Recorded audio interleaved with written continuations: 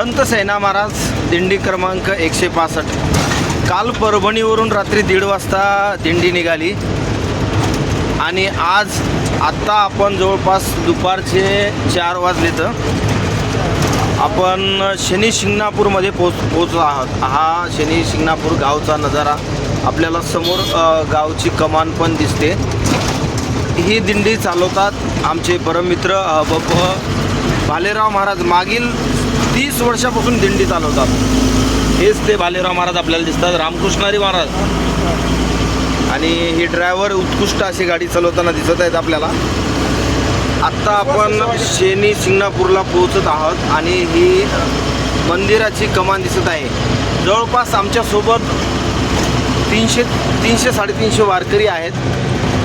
आमचा पायी प्रवास हा 20 तारखेला आळंदी इथून सुरू होणार आहेत.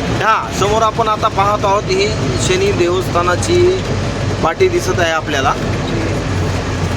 हे बघा, आता आम्ही शनी शिंगणापूरला पोहोचलो आहोत आणि हे आपण बघत आहात हे शनी मंदिर आहे. हे बघा दिसते आपल्याला दृश्यामध्ये. शनी मंदिर आता बघा कसं वातावरणही खूप सुंदर झालेलं आहे.